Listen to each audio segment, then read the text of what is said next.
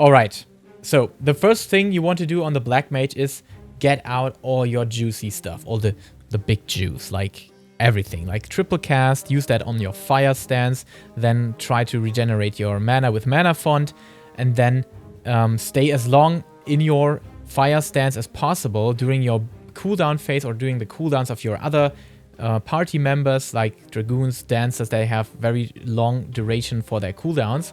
And what I start here is basically the balanced recommended opener, which is the Fire 3 opener. Definitely check out Eksu Plosion's videos on that. You can find that, yeah, basically everywhere on YouTube. Just Google Endwalker Black Mage Guide, and he's doing a phenomenal job on explaining what's happening there. But yeah, I'm trying to be as simple as possible to basically be a beginner's approach on the opener here.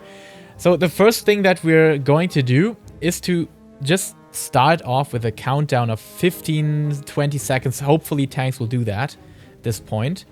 Yeah, like that. And then at the 12-second mark, you would just use your Sharp Cast. The first stack of your Sharp Cast, just to get the stack rolling and to line it up later. The only difficulty, in all honesty, is your timings with Thunder 3.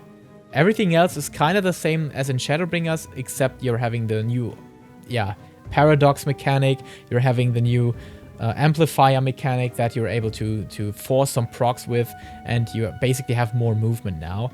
But yeah, of course, this tightens up the window of being precise a bit more, in my opinion. So spell speed is recommended. The more spell speed you have, the better. Yeah, so we start at 12 seconds with Sharp Cast, and then we will use Fire 3 on the 3-second mark, for example. Basically like that. So after you do that, directly start the Thunder 3. And now comes the big deal. Why are we using triple cast directly after Thunder 3? Because we just accept that clipping is okay at this point.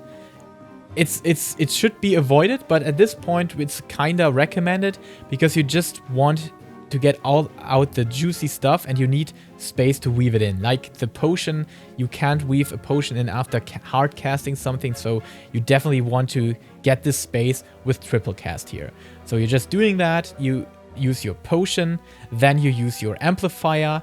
Here on the opener, I recommend to also use swift cast because it's a very solid option to hold this back for any movement situation and for very, very critical situations where you just can't hard cast at all.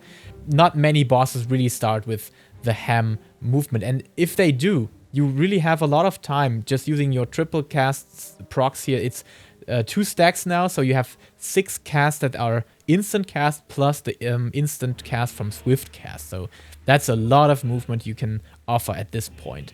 And yeah, you will have ready at another point, so make sure to use them very early. Also get in all the stuff, the juicy stuff for the big cooldown window. So that's basically what we're doing.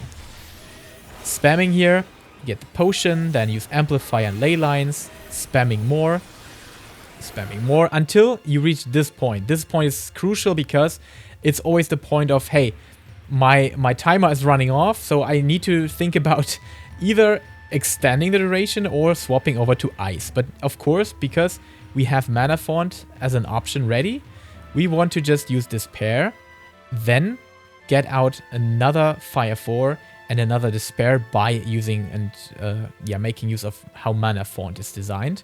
So that's basically the plan. And afterwards, we're swapping over to Ice and get out all the big stuff, all the big cooldowns, the Paradox, the instant proc, which is still strong in Umbral Ice phase, and also Xenoglossy to line up with your cooldowns, with your potion, for example, and also the raid boss. That's basically, it's actually very simple. You just have to know that the point of this opener is to get out all of the big juicy cooldowns, all the big attacks lined up with party buffs and your own potion window. So that's basically what we're doing now. Line it up, throw in Despair, then swapping over to Umbral Ice. Now it's time to throw in Xenoglossy and your Paradox because these are strong and you want to line them up. Then reapply Thunder, use Blizzard 4 to get your Umbral Hearts and go back to Fire. And that's it. Then you just basically repeat it. You could also throw in another Xenoglossy to line up with your potion, which I haven't done here. Then use your Paradox to extend your timer. Paradox basically replacing your Fire 1. You do another Fire 4. Get the proc here.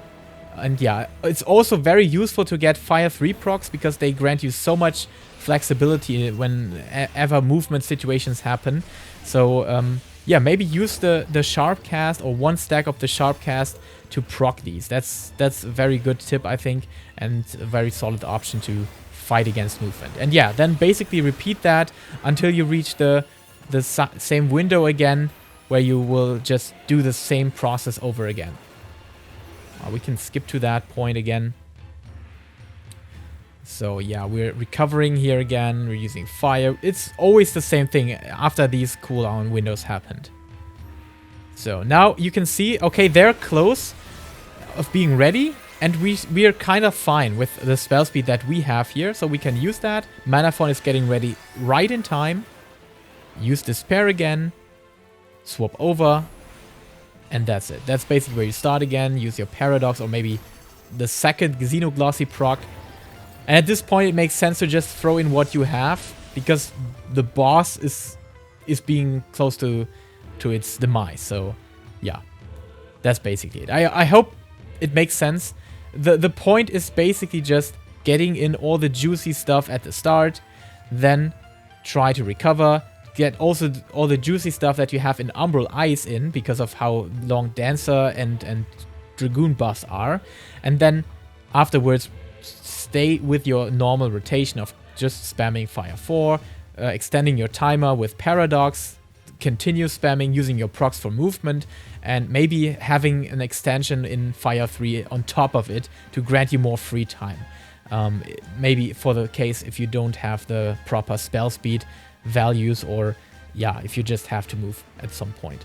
And that's basically it. Check out the rotation just to copy it, to meditate for it. Maybe that will help you out. But yeah, I think the best way to help you out is just practicing it and doing it, performing it over and over again, and just repeating what is being presented.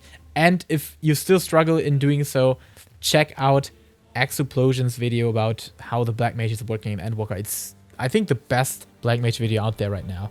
And yeah, I will try to cover the Black Mage in a very short format as well, the 5-minute guide series or my 5 essential tips for the Black Mage series. So stick around for this as well.